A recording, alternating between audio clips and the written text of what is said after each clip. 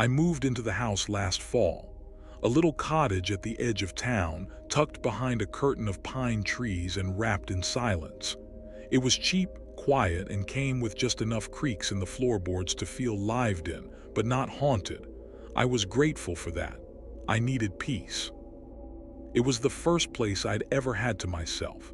No roommates, no boyfriends, no shared leases with passive-aggressive chore charts. Just me. I could finally buy the soap I liked, light candles that smelled like anything but pine, and leave my bras hanging off chairs without apology. I live alone, or I thought I did. The first time it happened, I chalked it up to forgetting. A light left on in the hallway when I swore I'd turned it off. A spoon in the sink I didn't remember using. Small things, annoying but explainable. Then it got stranger. I started waking up to the closet door cracked open, just a sliver like someone had peeked in or out. I'd shut it and go to bed, and the next night, there it was again. This was repeated a few nights until I finally stopped bothering to close it. One morning I found muddy footprints in the entryway. Just one set, small, really small. I didn't own shoes that size. I didn't even own mud. The yard had been bone dry for weeks. I checked the locks. I checked them twice. Nothing was broken, nothing stolen, just the footprints, leading to the basement door. I don't go down there much. It smells like earth and iron, and there's a crawl space at the back I never dared look into. Too low to stand in, too dark to see. I kept it shut tight. Until one night I heard humming. I was brushing my teeth, the sound soft at first, childlike. The same low tune over and over again, echoing up through the vents. My blood ran cold. I froze, toothbrush in hand, and strained to listen. It stopped the moment I moved. I slept on the couch that night with all the lights on. The next morning, the basement door was open, wide open. That was the first time I considered leaving, but I didn't. I told myself it was stress, fatigue, or a dream maybe. People hear things all the time in old houses. That's all it was. I told myself that over and over. Then something changed. I came home from work and the hallway light was on, again. But this time there was something new. Written on the mirror in the fog of the bathroom were the words, "Stop closing the door." I hadn't taken a shower that morning. The mirror shouldn't have fogged up. My stomach dropped and I backed out of the room like it might lunge at me. I slept in my car that night. This morning when I went back inside, the house was calm, quiet, too quiet. But on the kitchen table where I always leave my keys sat a small object.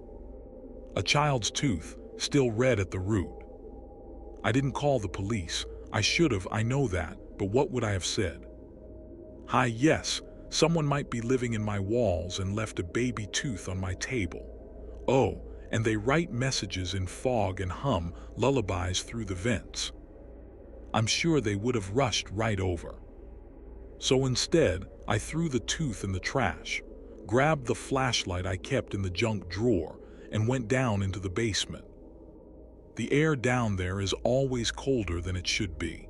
Not crisp like a refrigerator, no. It's a damp cold, like something breathing just behind the cinder block walls. The kind of cold that sticks to your bones and makes your joints ache. The crawl space is at the far end of the basement behind the old oil tank. A low rectangle in the wall just about 2 feet high.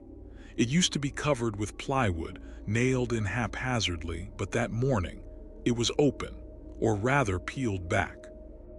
I stared at the black rectangle like it might blink. My flashlight shook in my hand. Then I got on my stomach and I went in. The dirt floor was damp, and the smell hit me immediately, decay and something else. Something sweet and rotten, like a candy apple left too long in the sun. I crawled forward, light dancing off the exposed beams and cobwebs. There were scratch marks in the dirt. Fingernails, I think, a trail of them leading deeper. That's when I saw the bed. Just a pile of old blankets tucked under the foundation, but it had shape, order, someone had made it. Next to it, a small tin box with children's toys inside, broken plastic animals, crayons worn to stubs, and off tucked in the corner was a mirror, small and oval, the kind that belongs on a vanity. The glass was fogged.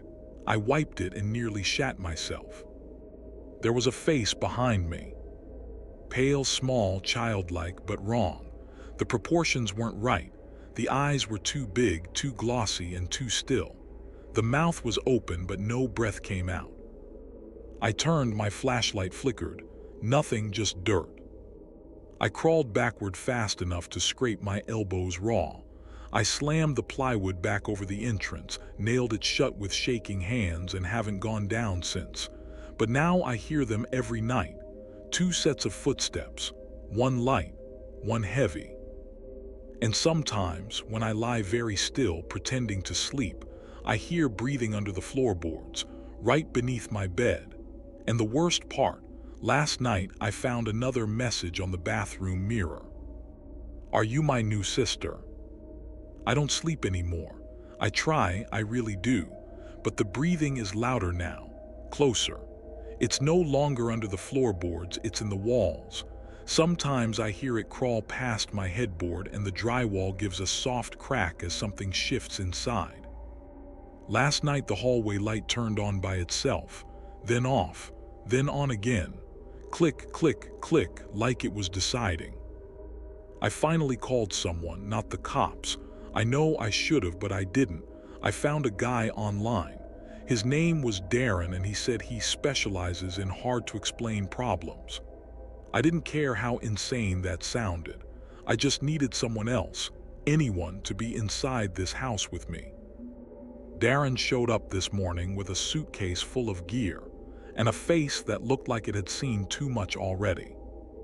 I get a lot of these, he said, stepping through the threshold. But yours feels bad.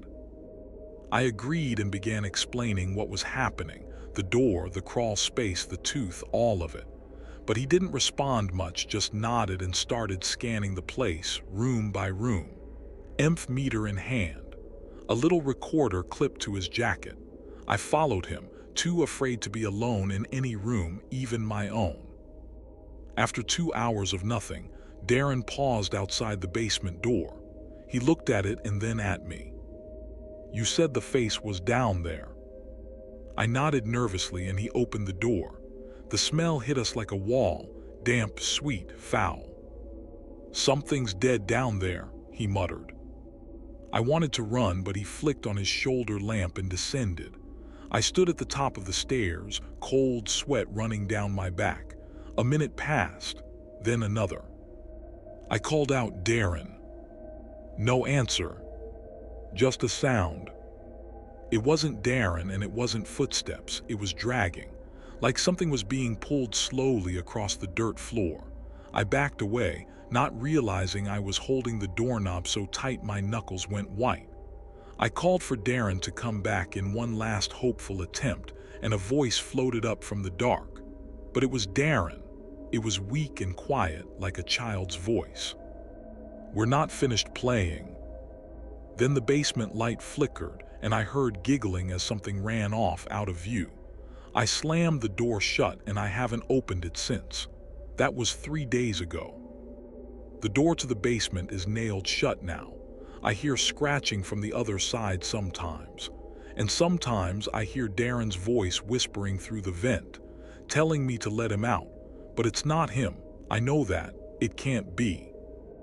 Yesterday I went to leave, to just walk away from this whole cursed house, but the front door wouldn't open. Every window shows something different when I look out. Sometimes it's night when it's supposed to be day. Sometimes it's not even my yard. Last night I woke up and someone had tucked me in, folded the blanket, turned off the lamp, left a note on the pillow in a child's handwriting.